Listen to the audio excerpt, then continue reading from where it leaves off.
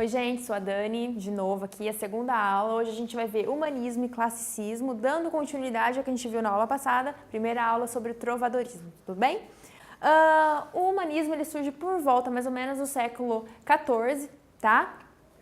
E é um momento muito importante para século XV, século XIV, para as artes de uma maneira geral, para as ciências, tá? Porque é um momento de transformação. É um momento em que, até o trovadorismo, a gente tem Deus como centro de todas as coisas, é Deus quem controla o destino do homem, é Deus que faz tudo por nós, né?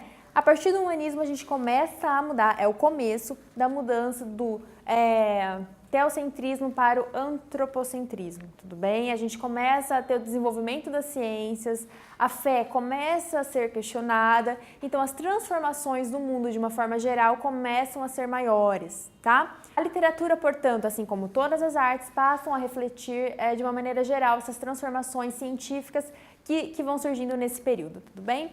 O humanismo em Portugal, pessoal, ele passa por um período extremamente importante, porque é o período das navegações marítimas, tá?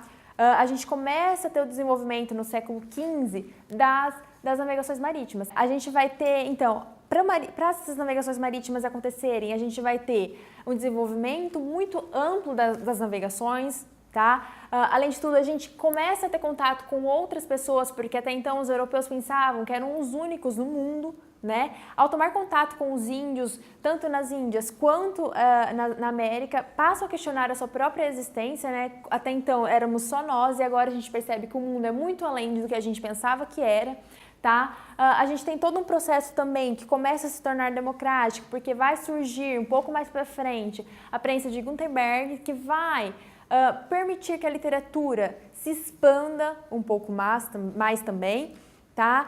Então tudo isso fez com que Portugal fosse, naquela época, um dos mais desenvolvidos da Europa toda, tá? Hoje não é o caso, hoje Portugal é um país que está falido, né, na Europa, mas na época era um país de destaque em toda a Europa. Além disso, eu gostaria de falar para vocês que a gente vai ter alguns escritores nesse período que merecem destaque, mas por causa do nosso tempo não vão ser tão trabalhados assim, tá? Porque há os mais importantes e sempre os mais pedidos no vestibular, tá? Porque são aqueles que mais desenvolveram a literatura de alguma maneira do período. A gente tem, por exemplo, a historiografia de Fernão Lopes, tá? Fernão Lopes foi alguém muito importante porque ele utilizou a historiografia. E o que era a historiografia? Ele pegava os livros de linhagem, ou seja, tem esse nobre, qual que é a linhagem dele, quem é a família dele, pegava e desenvolvia toda essa linhagem da nobreza, utilizando-se de recursos literários, tá? Então isso foi extremamente importante, porque ele tornou essas histórias acessíveis e ao mesmo tempo tornou-as prazerosas, porque trazia recursos da prosa, tá? Por isso que pode ser considerada também artística. Além disso, a gente tem também a literatura moralista e didática de Dom Alves, tá? É uma literatura que ela pode ser considerada menos literária e mais pedagógica. Ela vai ser de uma pedagogia um pouco cansativa, por vezes, e se esquecendo da literatura em si.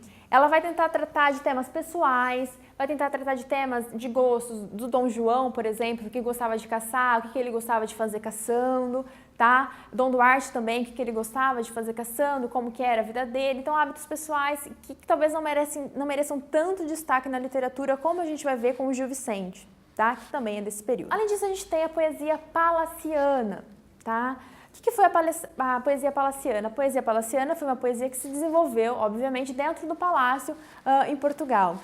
Essa poesia, ela também tratava, de certa forma, como a gente viu na poesia medieval, né, do trovadorismo, tratava dessa mulher que era desejada. Entretanto, se vocês se lembram do que a gente viu no trovadorismo, lá a mulher ela era idealizada, era uma mulher inalcançável, era uma mulher que ela era tida como a senhora, né, para esse que escreve, que era o vassalo. Aqui não, na poesia palaciana a gente vai ter uma mulher que ela é mais acessível, tá? Ela não vai ser tão idealizada como era idealizada a mulher no trovadorismo.